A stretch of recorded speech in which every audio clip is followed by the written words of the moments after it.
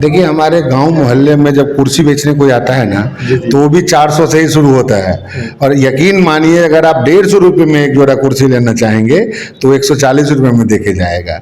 बात समझ लीजिए, यही बात है। फातमी जी कोई नया चेहरा नहीं है मिथिलांचल के, 4 बार सांसद सदस्य रह चुके हैं और भारत सरकार में मंत्री रहे हैं। और मंत्री रहते हुए उनके कार्यकाल में कुछ ऐसा काम हुआ है जैसे कि मधुबनी नवोदय विद्यालय, जैसे कस्तूरबा गांधी विद्यालय जो लगभग मधुबनी के हर प्रखंड में है, रेलवे कनेक्टिविटी, ये सब उन्होंने काम किया है। इसलिए उनको ना परिचय देने का जरूरत पड़ता है और ना काम गिनाने का। यहाँ की आवाम, देश की जनता अब समझ चुकी है देश के खिलाफ, देश के कॉन्स्टिट्यूशन के खिलाफ, देश के लोकतंत्र के खिलाफ जो उनकी साजिश है, बने हुए सरकार को जिस तरह से वो गिराते हैं खरीद पोस्ट करके। या गठबंधन के नेतृत्व में आदरणीय युवा सम्राट, हम लोगों के नेता राहुल गांधी जी को प्रधानमंत्री बना के बढ़ चढ़ के इस लोकतंत्र चुनाव में हिस्सा लें और आदरणीय राहुल गांधी जी को देश का प्रधानमंत्री बनाएं।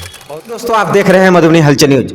हमारे साथ मौजूद है कांग्रेस के एक कद्दावर नेता। आइए उनसे जानते हैं लोकसभा चुनाव के ऊपर क्या कहना चाहेंगे। जी, सबसे पहले आप अपना पूरा परिचय दीजिए। देखिए, मेरा नाम नलिनी रंजन रूपन झा हुआ, मैं कांग्रेस का एक छोटा सा वर्कर हूँ। जी, क्या कहेंगे राजद ने और कहिए महागठबंधन, इंडिया गठबंधन ने मधुबनी से अली अशरफ फातमी जी को टिकट दिया है, किस तरीका से आप लोग वर्क कर रहे हैं कांग्रेस की तरफ से महागठबंधन के लिए?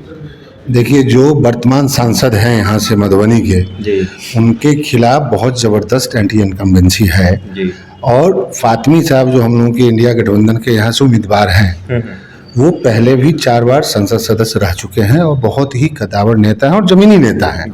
तो यहाँ का जो मधुबनी लोकसभा का जनता है, आप आवाम है, उसमें एक नया ऊर्जा और उत्साह है उनके आने से।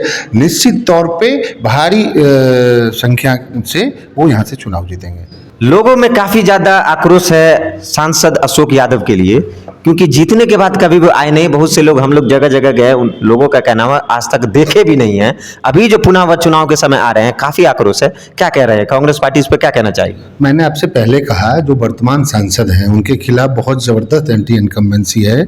उनसे अगर कोई पत्रकार बंधु या जनता भी कहीं भी जाते हैं तो पूछता है कि भाई इतने दिन आप कहाँ थे, विगत 5 साल जो उनका कार्यकाल रहा। तो मुझे नहीं लगता कि वो कोई भी सम्मानजनक बात कह पाते हैं। कभी राम मंदिर की बात कर देते हैं, कभी नरेंद्र मोदी जी की बात करते हैं कि उन्होंने बहुत विकास किया।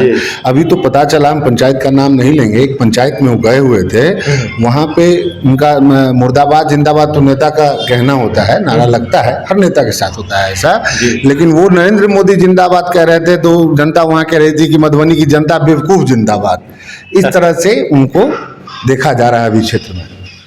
मतलब कहीं ना कहीं अली अशरफ फातमी के लिए लोगों का झुकाव ज्यादा है। मैंने आपसे पहले कहा कि अली अशरफ फातमी जी कोई नया चेहरा नहीं है मिथिलांचल के, 4 बार सांसद सदस्य रह चुके हैं और भारत सरकार में मंत्री रहे हैं। और मंत्री रहते हुए उनके कार्यकाल में कुछ ऐसा काम हुआ है जैसे कि मधुबनी नवोदय विद्यालय, जैसे कस्तूरबा गांधी विद्यालय जो लगभग मधुबनी के हर प्रखंड में है, रेलवे कनेक्टिविटी, ये सब उन्होंने काम किया है। इसलिए उनको ना परिचय देने का जरूरत पड़ता है और ना काम गिनाने का। यहाँ की जनता समझ रही है कि वो अपने कार्यकाल में एक बेहतर काम किए हुए हैं और एक बेहतर इंसान भी है। बीजेपी कह रही है इस बार 400 पार, क्या लगता है आपको? देखिए, हमारे गांव मोहल्ले में जब कुर्सी बेचने कोई आता है ना तो वो भी 400 से ही शुरू होता है। और यकीन मानिए अगर आप 150 रुपये में एक जोड़ा कुर्सी लेना चाहेंगे तो 140 रुपये में देके जाएगा।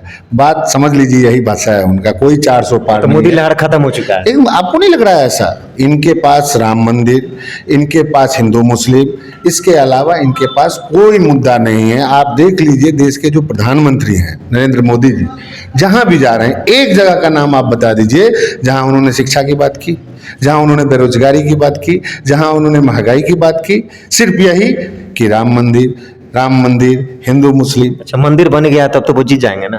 कैसे मंदिर बन गया? 2 चुनाव उसी पे लड़े थे। नहीं नहीं नहीं, देश की आवाम, देश की जनता अब समझ चुकी है देश के खिलाफ, देश के कॉन्स्टिट्यूशन के खिलाफ, देश के लोकतंत्र के खिलाफ जो उनकी साजिश है, बने हुए सरकार को जिस तरह से वो गिराते हैं खरीद पोस्ट करके, विधायकों को, मंत्रियों को डरा धमका करके, ईडी सीबीआई में लगा करके जिस तरह से लोकतंत्र को बेचने का काम कर रहे हैं, निश्चित तौर पे देश की जनता इस बार जान चुकी है। और ये पहला चरण में देखने को मिला है कि वो 0 पे वोल्ट है। अंत में हमारे चैनल के माध्यम से जो भी दर्शक है, साथ ही साथ देश की जो भी जनता है, उनको क्या कहेंगे आप?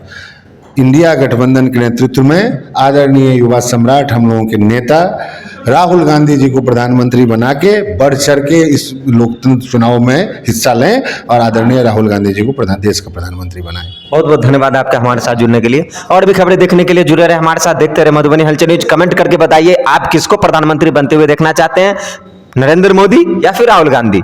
धन्यवाद आपका।